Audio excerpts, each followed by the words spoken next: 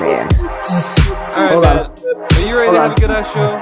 Nope, I think I'm gonna sneeze. Hold on, pause that. I don't want this to be recorded. Hold It's on. gotta be. It's Alright, it's not gonna come out, but it will at the most inopportune moment later. So are you ready to have a good ass show? I am so ready to have a good ass show. Cool. Yeah. Alright, and here we are. We're back again. And his palms are sweaty, knees weak, arms are heavy. There's vomit on his sweater already. Mom's spaghetti. Back from his suspension. It's that guy over there. He's, of course, talking about the return of Alex, me, this guy, and whenever I'm here, I'm always joined by that guy over there. I am the podcast Shaquille O'Neal. I'll explain that in a moment. As I sit here, hi, baby, in the West Seattle penthouse, the new studios, if you will. The Red Arrow North has moved. I don't know if you know this, Alex. We are in a new location over here. And the Shaquille O'Neal bit, I went from the southeast to the west. I see what you did there. I'm the podcast Shaquille O'Neal. So, from the new plush Demental Red Arrow Studios, I am that guy over here, Jake. That is awesome. I can tell you that your ceiling looks different, and I like it. Yeah, my ceiling is different. It's farther away. That's good. Check this out. I can stand up. And, look at that. Oh. You want to see the best feature of this room? I do. Okay. I want to see it, and I want to know the listener can't see it. All right, I'm going to walk over here. You see how I can stand over here? Uh-huh. All the way over here, how my mic is stretched all the way over here. Uh-huh. Now I'm going to go all the way over here. I'm over here now. I'm on the opposite side. It took me that long to get here. That's good shit. Yeah. And here's a simulation of my last room. All right, I'm going to walk in the door. All right, I'm in. And I'm done. And I'm done. There's my bed. I walk in and I'm done. Take a dive. That sounds like my most recent trip to visit my pre-wife. I walked in and I was done. Wait. Is that Are you taking a shot at yourself there? After 3 months of not seeing her, it's not a shot. It's just a fact. Fair enough. I know I wouldn't last 3 months. Anyway, Alex, but before we already go off the rails and these people stop listening, hit them with the social media information. Do you remember it? Sorry, that was funny. Yes, I mean, unless you changed it on me, I'm pretty sure that if you just search... Yeah, same name, same password.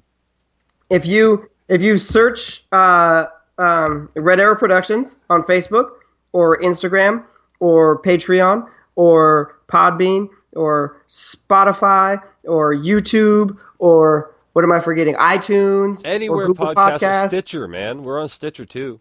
Stitcher, any of those, you'll find us. The big loop... The flip-flop is if you try to find us on Twitter, you just have to stop at the P, Red Arrow P. Yeah, and I've been a little more active on Twitter, been having a little more fun there. I did want to make an announcement. One thing we are going to be doing at the beginning of Season 3. You guys didn't know we were in seasons, did you? Season 3 will begin, our first show will be, what'd you say, Alex, January 3rd? Or 4th? The 4th. It'll be posted on the 4th. So the 4th will be the first episode of Season 3, and it will feature the third man in the booth, Robin. He's going to be joining us. And you guys got to hear him last week. Get used to him again. So he'll be our fact checker and bullshit detector between the two of us. So and times when neither one of us really know what we're talking about, especially with like UFC. Oh, he cut a promo on you, by the way, about UFC. He cut a promo on me? Yeah. Why? What did I do? Apparently you were wrong. About what? About Yair Rodriguez. Just go back and listen to the show. No, for the record, whatever he has to say is total bullshit because there's nobody's ever practiced that fucking elbow move ever in the history of the world. It's bullshit. I don't care what he said in the episode. There's no possible way that anyone would spend time in an active fighting gym and think, I'm going to bend over awkwardly and toss this thing up there real quick. Ha! Check this practice out. Yeah! This is going to come in hand. No, it's not. I told you it was going to be heat, everybody. I told you there was going to be heat. Bullshit.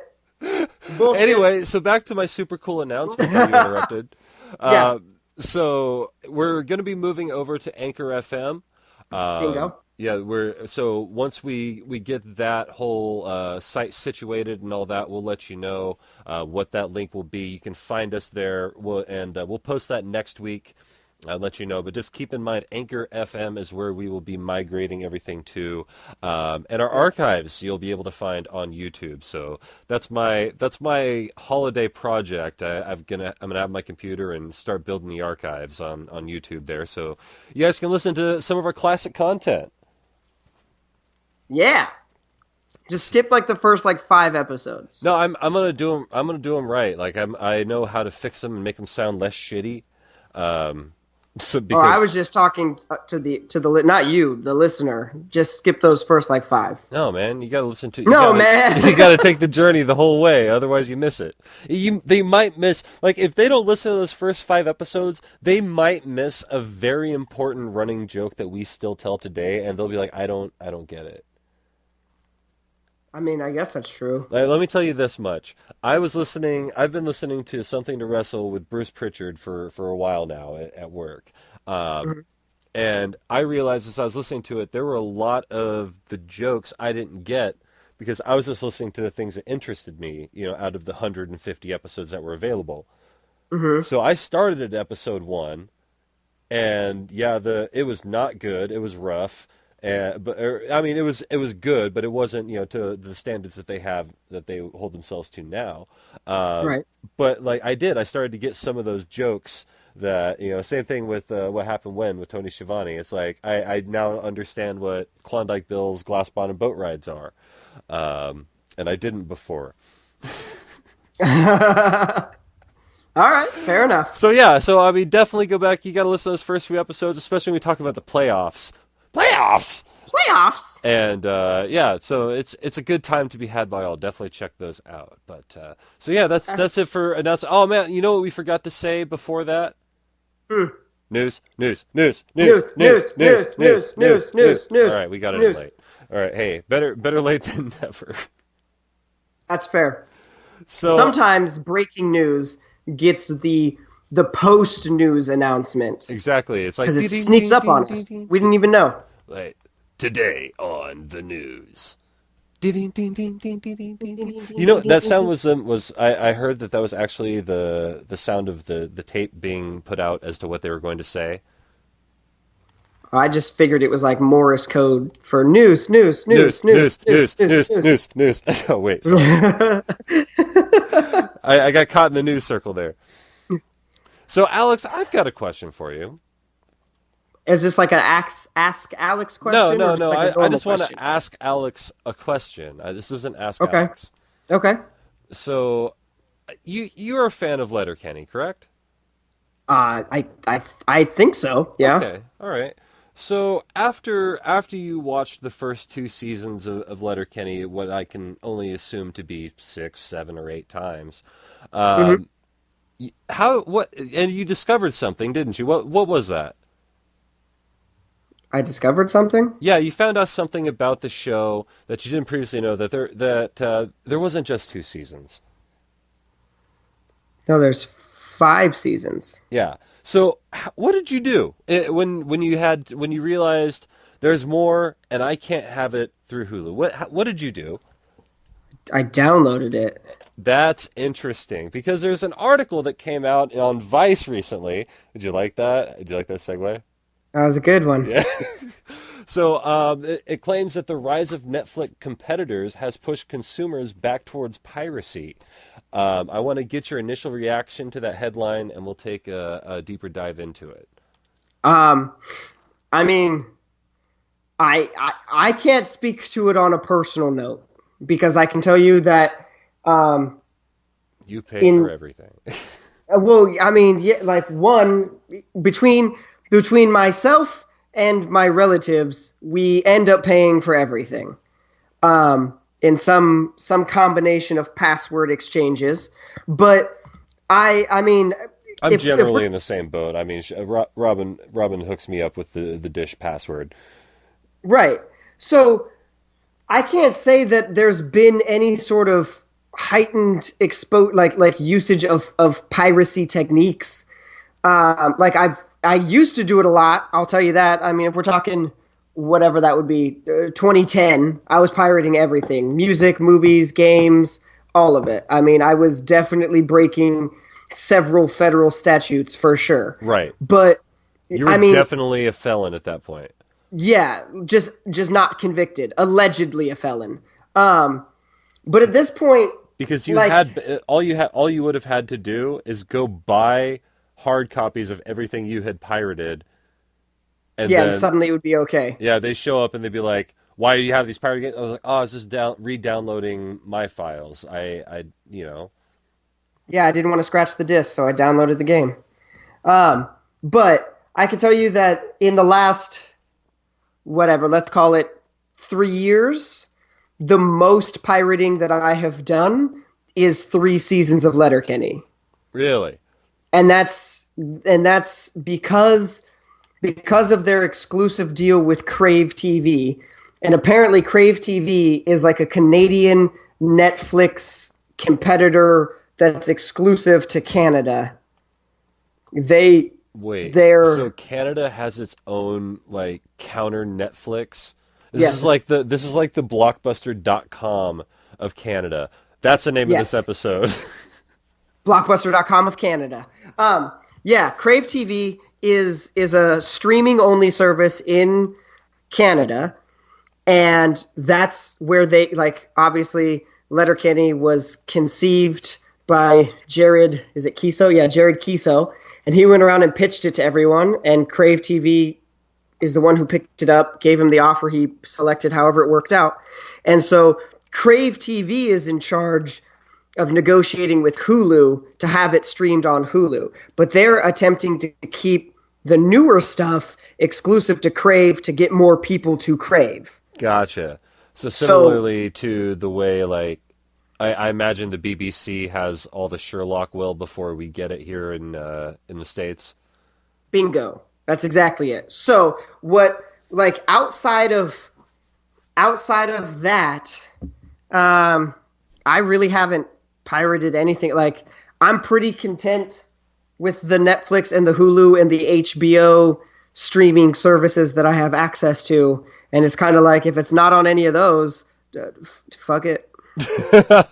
Like if I'm being honest, What about like games and music and stuff? um, well, music is all Spotify for me. Um, and I mean, as long as it's not Jay-Z, Spotify has it. Right. And it and then for games, the most developers have become so good at thwarting piracy through like in the Arkham Asylum quadrilogy at this point. If you pirate it, your cape doesn't work, Which is hilarious. which is super hilarious. Um, Especially because if you think back to the original Arkham Asylum, you could probably play about 60% of that game without your cape. Yeah. So you think everything's good until you're, call it halfway through the game, and then all of a sudden you realize you're screwed and they got you. That's super funny. But obviously not Arkham City. That requires the cape almost right away, all of that stuff. So it's like these AAA titles and these bigger games and stuff, they're so good at making their games not work if you pirate it that it's not worth it. And then anything less than a AAA game, like I'm going to be honest, I got $5. I can buy it on Steam. You know what I mean? I got $10. I can buy it on Steam. And if I look at it and I'm like $10, that just means I'm not going to play it. So I think my favorite story of these, I think it was Fable. It may not have been Fable, but it was definitely one of those games. It was like, how do you defeat the giant scorpion? And it was like, pay for the game. And it was like a forum post. It was like so it was like, how do I beat the giant scorpion? None of my weapons work. It's like, well, you have to pay for the game. That's awesome. Like the trigger in the game is that particular boss becomes undefeatable, and then then he goes on to the developers' forums to get advice, and they call him out. That's awesome. It's like, and it was like what it wasn't like the first boss. It was like you had to invest at least a little bit of time into it. So it was like you felt like you wasted your time playing like a third of this game. I'm hoping that let's say in the instance that it was Fable, whether that's true or false, we need a Robin for that. Give it a couple of weeks. But let's say it's Fable. That means like Lionhead Studios made it. I hope that if I'm the forum moderator for Lionhead, I'm gonna let some people respond to that and explain how easy this second boss of the game is to this guy. And then the fourth or fifth comment down is Lionhead being like, you have to buy the game. Called out. You gotta pay for it. If you don't pay for it, you can't play it. Like, that's awesome. But yeah, so I will say, like, my humble opinion of how the internet works would agree with the thesis of that article. I assume piracy is on a rise compared to the dip it took once all the streaming stuff came out. So here's an interesting tidbit. Let me see if I can find it again. Where did it go? I lost it. Here's an interesting tidbit. Damn. Yeah. The Middle East, Europe, and Africa, BitTorrent accounts for 32% of all upstream network traffic. Damn. Yeah. Damn. That's crazy. That is a whole lot of porn being uploaded. The BitTorrent only uses like 25% in like the United States. But they say the issue is, and this is a quote from Cam Cullen, more sources than ever are producing exclusive content available on a single streaming service or broadcast service. Game of Thrones, HBO, House of Cards, et cetera, et cetera. Right. To get all access to all of these services, it gets very expensive for a consumer, so they subscribe to one or two and pirate the rest. Yep. And I think back to when I was living on Doug's couch in Corvallis. I remember that he had Netflix, I had Hulu, and he like pirated Game of Thrones. It was like, yep. I mean, I guess like I was saying, I'm in that unique position where like I pay for HBO and Showtime. And then the little brother picks up... Oh, you're the guy who pays for everybody's Showtime. Yeah, exactly. So I got HBO and Showtime. The little brother picks up Hulu and Netflix. And then because my parents have like a Comcast Xfinity cable account, that's how I can get into like the ESPN streaming app and gotcha. and kind of the extra channels there, where when I go to ABC and I want to watch one of their shows that hasn't made it to Netflix yet, they go, well, are you, we need to know how you watch it normally. And I could be like, yeah, Comcast, haha. You're like, haha, in your face, I got Comcast. I'm like, shit. I remember during, this is interesting. I don't know if this is still a backdoor that you can use, but CBS used to, like during the March Madness, used to only give you like 4 hours a day of viewing online. But really? Yeah, but they were unable to tell if you were going incognito. They couldn't track how long you were on their webpage. Oh wow. So when I remember this, I was at the NCAA tournament in San Jose, and I was just sitting there watching, like, I was watching a game live in front of me. I had a game on my computer, and there was a different game on television to the right. So it was one of the most intense basketball moments of my life. Pause the show real quick. I got to pee really, really bad. All right. 41 minutes.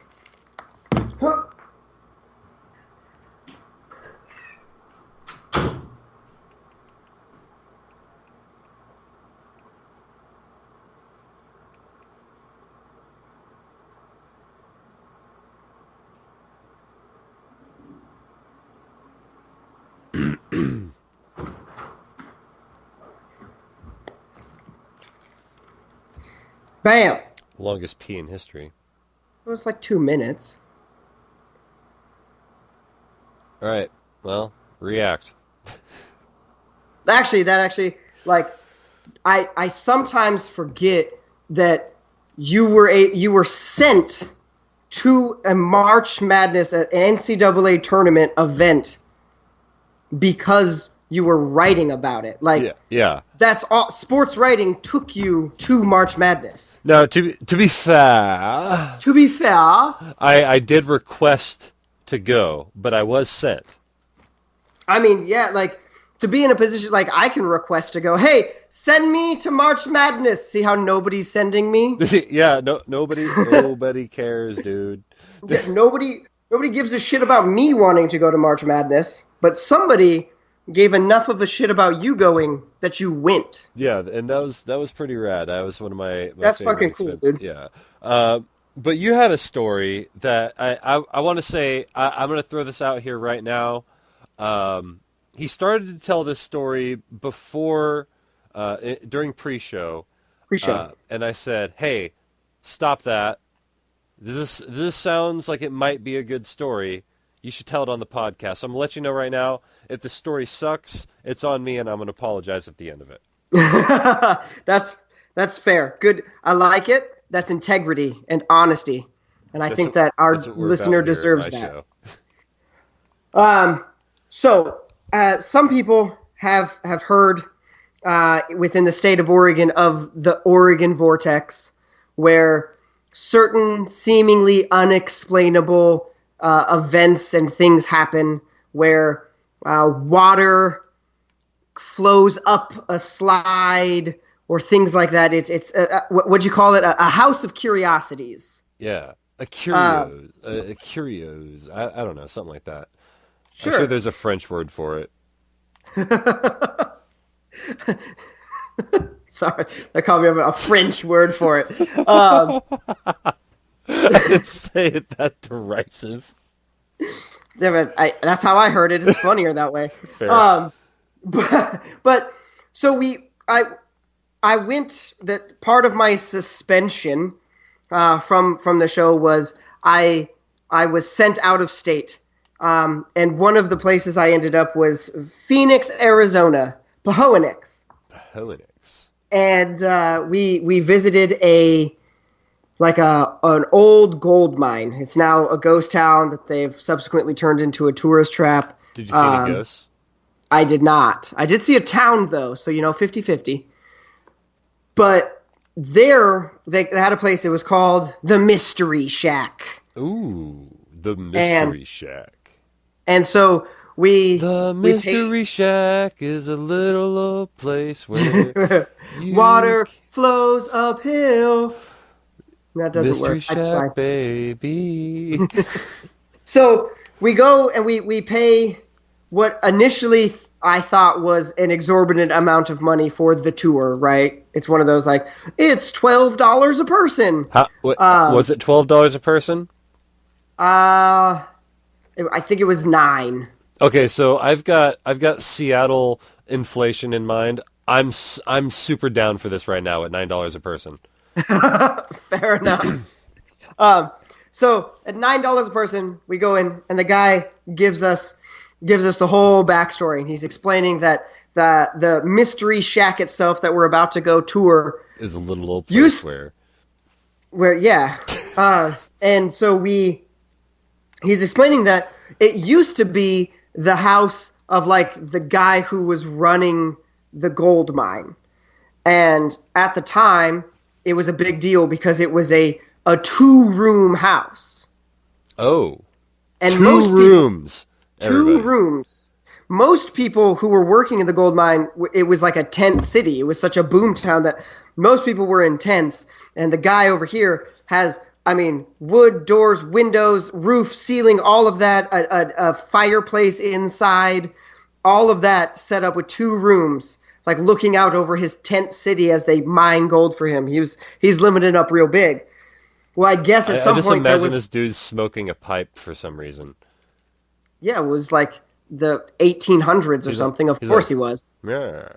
Yeah, shame, yeah. No, he's not Bugsy Siegel. That's fair. You're right. Unless he was. I can't remember the guy's name. Maybe it was him. But there was a cave-in in the mines that was big enough it shifted the house. So the house was like slid down into like a newly created ravine, I guess. A crevasse, perhaps? Yeah, a ditch. A whatever. chasm? So it was now crooked. A crooked chasm? Yes. Nice. I was trying to add to that for the third C so we could get the full-on alliteration there, but I couldn't come up with anything that fit. A creepy, crooked chasm? No, it wasn't that creepy. Yeah, see, that's the problem. It was just a cool Hey, chasm. there we go. It was a cool crooked chasm. There you go. So the guy had no way of fixing the house, so what he did was he walked in and started leveling everything in the house against like the tilt, the slant of the floor. So you go in and like all of the lanterns and stuff hanging from the ceiling seem to be hanging at this astronomically awkward angle away from the floor, right? But you're standing there and you're like leaning. You feel like you're going to fall forward when you're standing on the floor. That's wild. It's like it's super weird. But what you would fall down onto is actually the back wall of the house. Like the back wall of the house has become like half of the floor, that angle, right? And so in this place, like there was like a pool table where they cut all the legs off so it was supposed to be level. But when you rolled a pool ball, it always went to the back left hole, no matter what. Like, but that was like. But it appeared to be level. It appeared to be level when you were standing on what used to be the floor. But if you were to walk on the back wall of the house and try to stand next to the pool table, the balls would actually be rolling uphill. Does that make sense? Like he leveled it based on where the floor, what used to be the floor, but that's at an awkward angle now. Yeah, so he had to build. Yeah, no, I'm with you. Right. So when you're standing on what the floor is supposed to be, the pool table looks level. But if you step down next to the pool table, which is kind of leveled against the floor in the back wall of the house, it now appears as though the pool table is slanted, like all those balls were rolling uphill to the back pocket. That's crazy. So it's a house of obstacle illusions. Yes. And then the part that blew my mind, and at this point it became worth all 900 pennies of the $9 admittance that I paid to get into this place. I came around the corner into the next room, and there was like one of the lanterns was hanging there. And the guy says, and I mean, you have to assume that 70% of the backstory is something made up for the entertainment of the tourists. Right. I mean, you're getting kayfabe from the moment you walk in the door. But at the same time, there's probably just enough truth to it that they were able to like expand upon it with the amazing story, right? Yeah. But the way the lantern was hanging from the center truss of the house where the roof used to be, now it's slanted, so it's slanted at this weird angle away from you when you're on the floor. And so the guy says what he did was he built these 3 steps in the corner of what used to be a wall and a wall that he could walk up to light the lantern. And so he was like, he picked me. I was lucky enough to be the one who picked because it wouldn't necessarily have blown my mind the other way. To watch it happen? I don't know. Apparently it blew the people I went with, the 3 others that joined me, it blew their mind to see it happening, but I can't imagine it from their perspective. Because I walk up these steps, and like the Blair Witch Project, I'm facing into a corner. And everything feels perfectly flat and level. Right. Nothing's weird, nothing strange. If I focus only on that corner, the world around me is as it should be. Everything's normal. And then he leaves me up there for a couple of seconds and tells another part of a story or something. And then he says, turn around and light the lantern. And I say, okay. And I pull a quick 180, and all of a sudden I hit the craziest bout of fucking vertigo and dizziness and everything, because I turned around and I felt like I was going to fall flat on my face. I was leaned out, so like Michael Jackson in like the Smooth Criminal video. I feel like I'm pivoted only at the ankles as far out as I can without my body breaking in half. I have no idea what's going on. I actually fall like back into the corner a little bit, like have to touch the walls to be like, whoa, what is going on? Because it is so not level. But as soon as I turn around and look in the corner, totally fine. Everything's great. That's crazy. So, I mean, I'm not going to apologize. It's a pretty good story. Like and it's like I said, all of the... If you don't like it, don't listen to our show. The people who were with me were saying, like, when I thought I was totally flat and level in the corner, I guess I almost looked like I was falling away from them. But as soon as I turned around, they saw that they thought I was going to fall at them like I did. That's crazy. Yeah, so it's just a bunch of mind fucks, basically. Yeah, like if you ever find yourself in whatever town it was, Gold Schmidt, Arizona, go to the gold mine. That's, I think, the only part of the town that exists, and go to the Mystery Shack, pay $9, be the one in your group that gets to walk up the 3 stairs in the second room, and have your entire perception of reality blown. Have your mind blown. So where does this place rank in your list of tourist traps you've been to?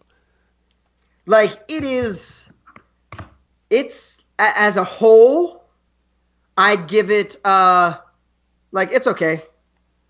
You know, I mean... That's not a ranking. No, it was like the most neutral ranking of all time. It's okay. So, on a scale of 1 to 10, where would you rank it? 5. 10 being the best place you've ever been to. Still probably a 5. Okay. So, I mean, but I can tell you that they do a little like gunfight every hour from like 11. I think it starts at 11 a.m. and it goes to like 5 p.m. They do a little gun show in the center of town where somebody that's robs what I call the taking bank. off my shirt. I don't get it. What do you mean? The gun show? The gun show. Oh, jeez. I was focused on robbing the bank. I was like, how do you rob a bank with your shirt on? I mean, that's not what I used to call it, but now it is. Time for me to rob this bank. Time to rob the bank, baby. The gun show. That's funny. Wow.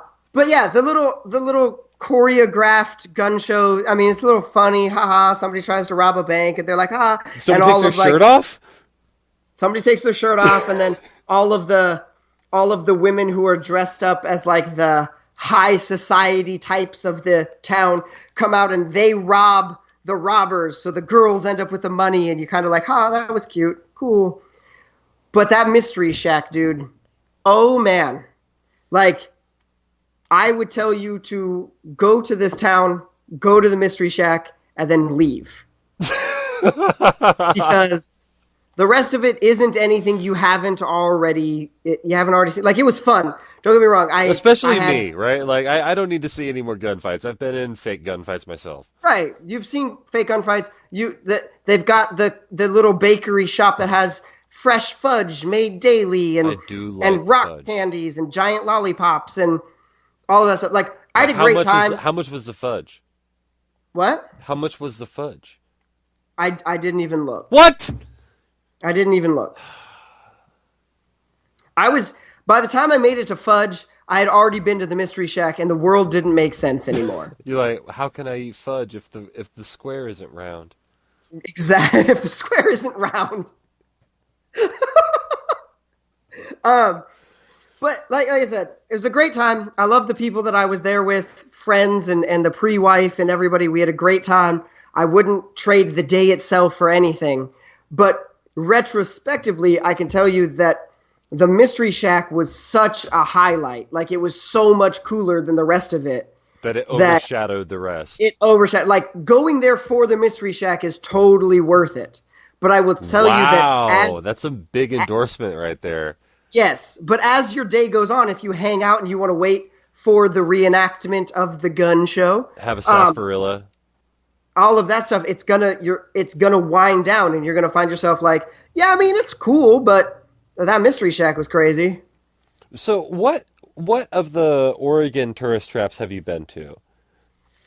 I'm trying now. Now you make me think. I've been to. Like, I'm just gonna start listing them. Give me a yes or no. If you give me a yes, I'm Okay, gonna make you talk about it. sounds good. Let's start with the first one, Enchanted Forest. No, Saragossa, never even heard of it. the Oregon Vortex, I've not been to that one. Crater Lake. I've definitely been to Crater Lake. What do you think of Crater Lake? Um, I don't think I appreciated it then because I want to say I was like 11, and what you were showing me was a lake I'm not allowed to swim in. Right, and it's And apparently really, really cold.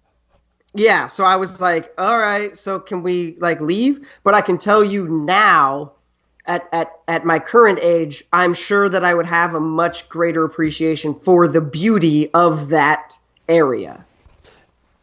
That's fair. I mean, I've been to Crater Lake, and I mean, if I had to describe Crater Lake in a word, and I'm going to get a little heat for this, Crater Lake is overrated. Agreed. But don't at me. Okay. Fuck it, at me. Right. I mean, that doesn't mean it's not good. Like I think Crater Lake is awesome. I think it's beautiful. I think it's gorgeous. It's just Oregon holds it in a little bit high esteem because it is our only national park. That's fair. That actually makes sense. I do think it probably is. Because I know I've met people who are like, Crater Lake's the coolest place ever. And it's like, it's definitely not that. Right.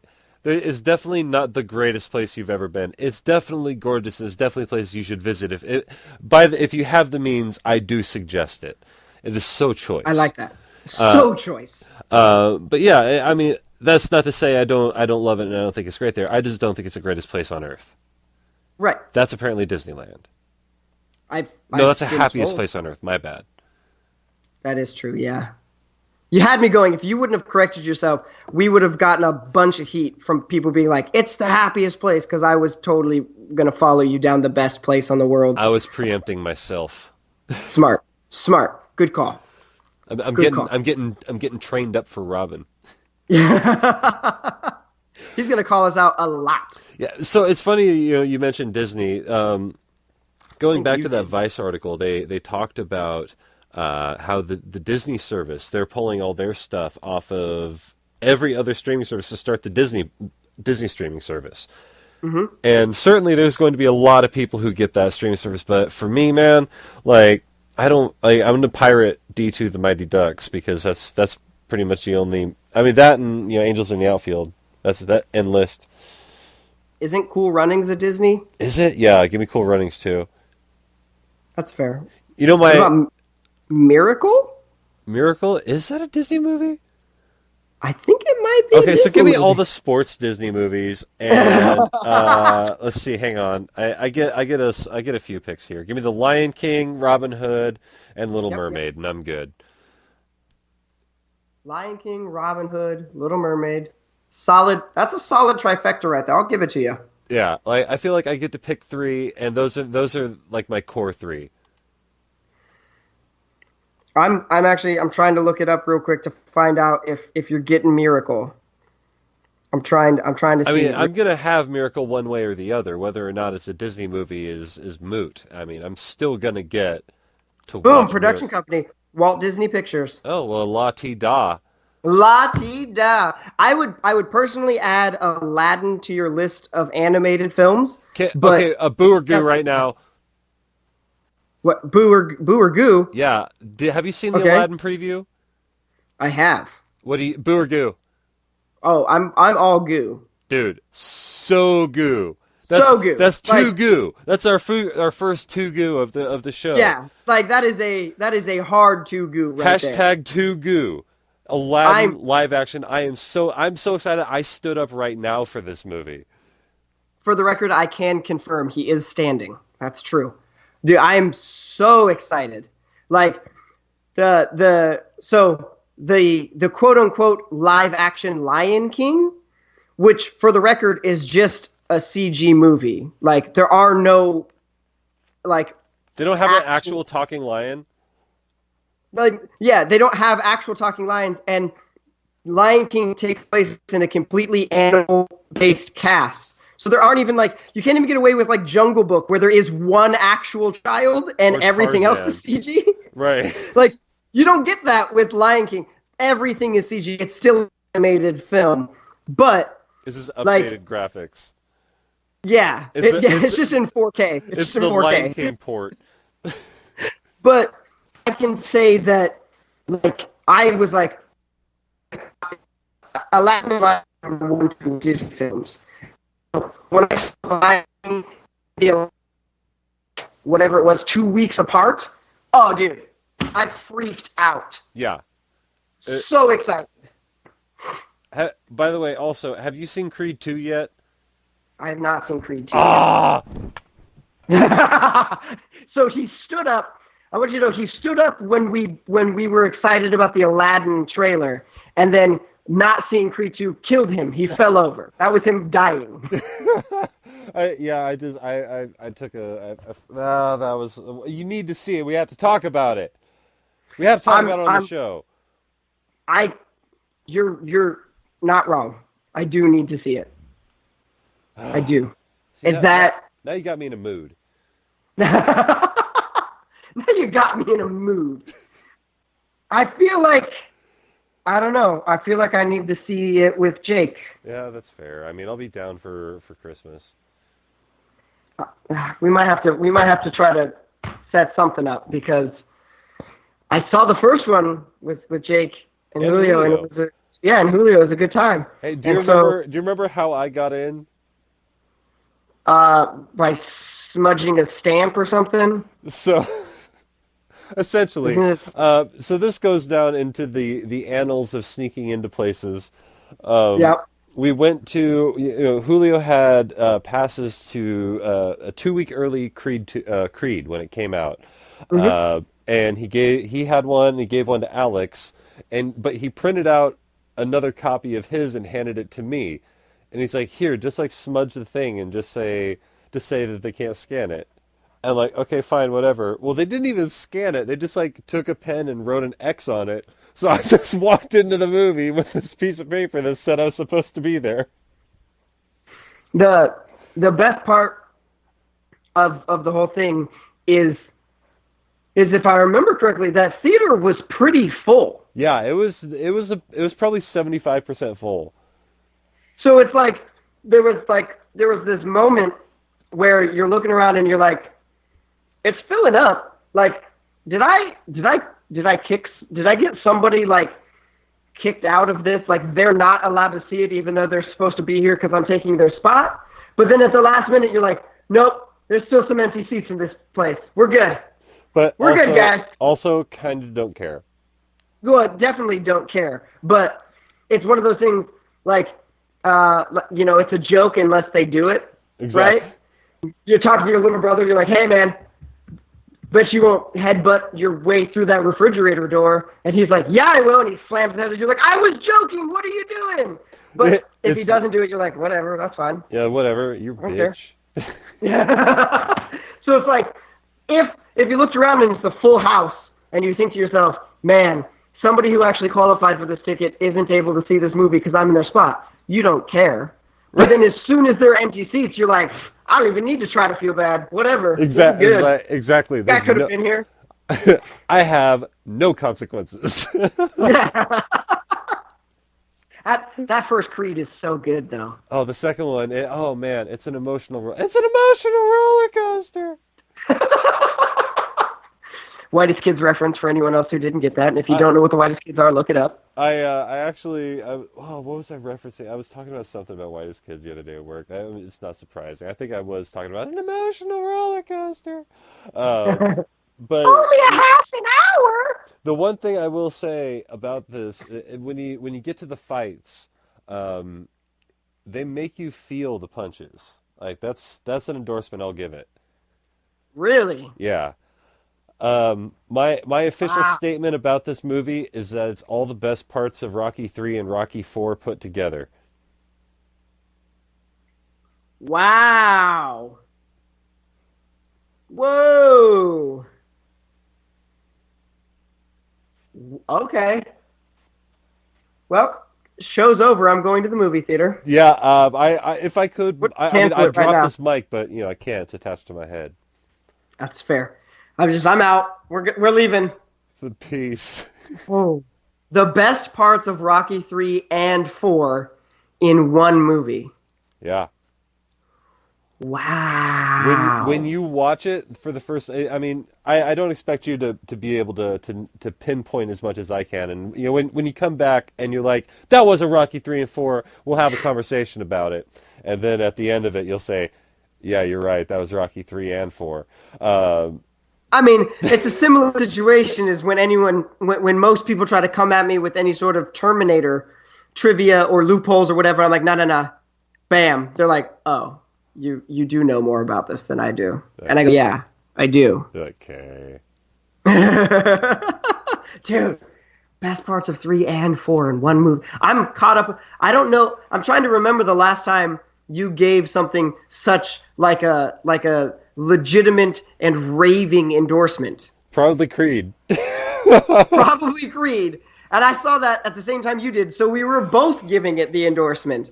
I heard I got recommended a movie. Oh, I actually just watched another movie that I would highly recommend. Black Klansman. I've heard good things. Oh man, it's something else. Especially like I did one of those things that I often do. I consider the epilogue of the movie.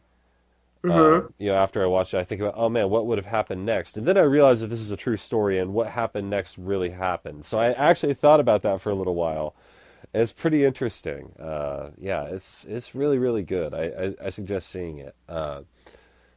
One of the things, Okay. definitely see that. That's a good movie. Black Klansman. All right. Yeah, with three K's in the middle. For those of you who aren't familiar, it's a story of how a black cop infiltrated the Ku Klux Klan. Which is just crazy to even think about. Yeah, so keep that in mind, and if that seems like it's something that's up your alley, check it out. And if it's not, you should still probably check it out.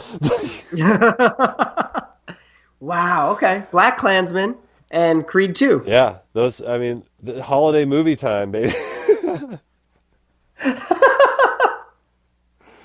Go get punched in the face. Huh? All right. Well, hey, these people, they could have been anywhere in the world, and we appreciate that. They're here with us.